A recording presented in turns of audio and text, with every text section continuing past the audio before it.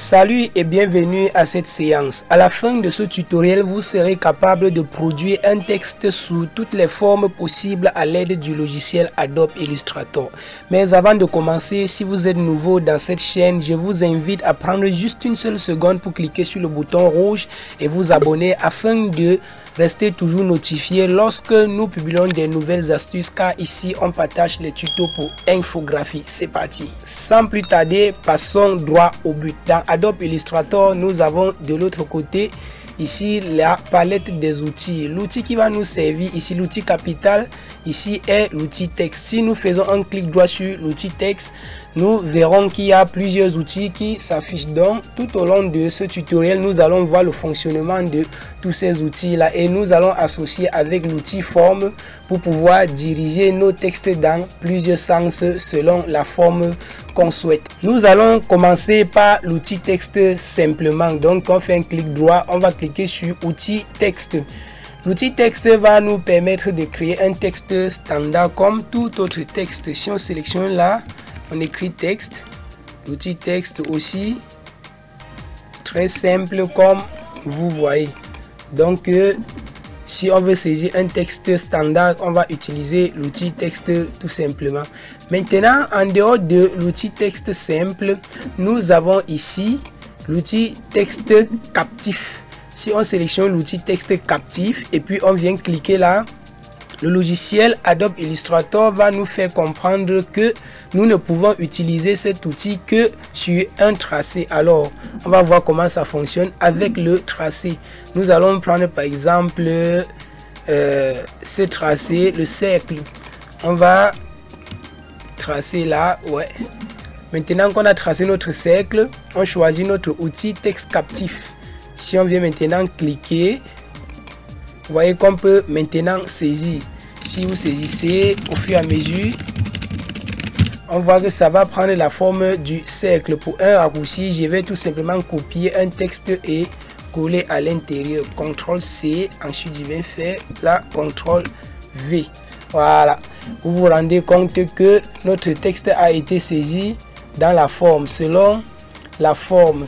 Maintenant, après l'outil texte captif, nous allons voir ce qu'on va appeler l'outil texte curviligne. L'outil texte curviligne va nous permettre de saisir toujours sur un tracé, mais cette fois-ci sur les contours du tracé. Si on prend l'outil texte curviligne, on vient cliquer là. Également, Adobe Illustrator va nous faire comprendre qu'on ne peut utiliser cet outil que sur un tracé. On va cliquer sur OK. Voilà. Dessinons un tracé. Je peux choisir même l'outil polygonal, tout comme je peux choisir l'outil ellipse. Je vais dessiner mon ellipse là. Si je reviens maintenant, je prends l'outil texte curviligne. Je viens cliquer là. Voilà, vous voyez qu'il est maintenant possible de saisir. Je peux ajouter on peut augmenter la taille de notre texte pour mieux voir ce que nous sommes en train de faire. Voilà. Là, vous voyez, on a là l'outil texte curviligne. Cela va nous permettre de saisir, comme vous voyez souvent sur les cachets, tout autre éléments de l'identité visuelle ou de charte graphique en infographie. Après l'outil texte curviligne, nous avons l'outil texte vertical. Celui-ci tout simplement va nous permettre de sélectionner dans le sens vertical. On sélectionne, on saisit. Quand on va aller à la ligne, ça va procéder comme vous constatez. Voilà, ça c'est ce qui est de l'outil texte vertical. Maintenant, nous allons passer à l'outil texte captif vertical. L'outil texte captif vertical, vous vous rendez compte, si on clique, c'est toujours le même message que Adobe Illustrator va nous envoyer. Donc l'outil texte captif vertical est exactement comme l'outil texte captif, mais sauf que cette fois-ci ça va renverser les écrits. Voyons comment ça se passe avec l'outil ellipse. Si on prend l'outil texte captif vertical, on va cliquer là, on colle encore notre texte, tac. Vous voyez ce que ça va nous donner. Donc cette astuce également peut vous servir à composer des chercher le mot, le jeu de chercher le mot. si vous vous rappelez du jeu de chercher le mot. Voilà. Après l'outil texte captif vertical, nous allons voir l'outil texte curviligne vertical. C'est toujours comme l'outil texte curviligne, mais sauf que cette fois-ci, les écrits sont renversés. Procédons avec peut-être un polygone. Avec l'outil polygonal, on dessine là. On va maintenant sélectionner l'outil texte curviligne vertical. On va cliquer là et puis on peut saisir notre texte. Vous voyez que c'est la même chose que l'outil texte curviligne, mais sauf que cette fois-ci, les écrits sont renversés. Maintenant, après cet outil texte curviligne vertical, nous allons voir l'outil retouche de texte. L'outil retouche de texte, on porte d'abord celui-ci, on va déposer à côté. On va voir l'outil retouche texte. Bon, nous allons saisir un petit texte d'abord. Bon, nous allons utiliser notre texte qui existe déjà. Nous allons retoucher ce texte. Cet outil généralement va nous permettre d'apporter les touches personnelles dans un titre ou d'apporter également ce qu'on va appeler la lettrine. Donc, on va venir faire clic droit ici, l'outil retouche texte. Comment ça fonctionne? Il suffit de sélectionner une lettre. Une fois qu'on a sélectionné la lettre, on peut agrandir la lettre uniquement et ça doit régulariser notre texte. On peut déplacer la lettre, ça va déplacer également en régularisant notre texte. En dehors de cela, nous pouvons également roter notre lettre. Par exemple, la lettre T, on va le roter, on se positionne tout simplement au niveau de ce cercle. On va le roter. Voilà. C'est comme ceci. Maintenant, nous pouvons également agrandir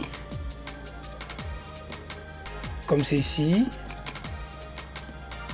Tout comme nous pouvons déplacer.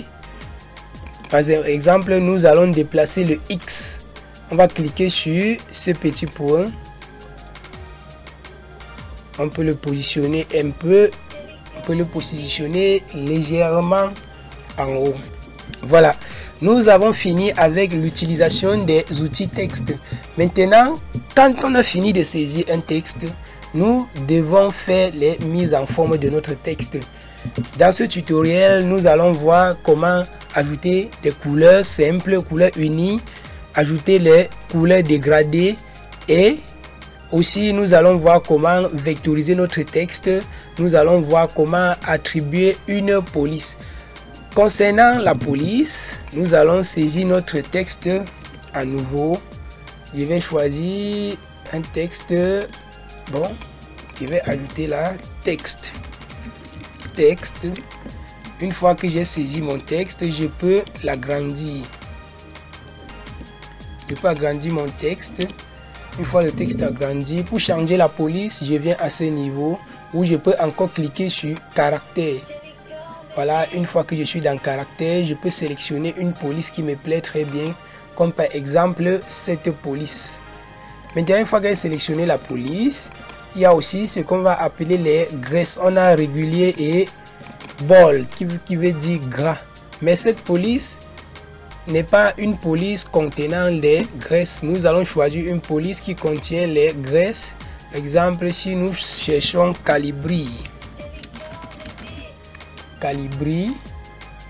Voilà, par exemple Calibri. Déjà Calibri. Si on vient au niveau des graisses, on va voir light. Si on clique là, ça va changer. On va également voir régulier. On va également voir bold. On va également voir Italie. Vous savez déjà ce que c'est que Italie. On peut avoir bold et en même temps Italie.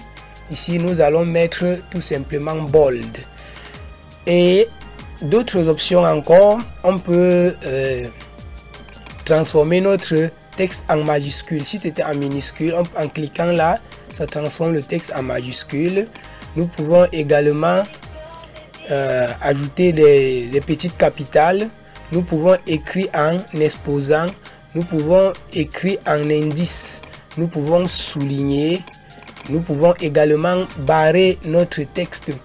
Donc, s'il faut écrire en exposant peut-être que j'ai expliqué et on écoute tout simplement, on ne comprend pas comment ça fonctionne. Si je veux mettre un petit carré là, je clique, je me rends dans caractère, je vais cliquer sur exposant tout simplement, je mets là 2.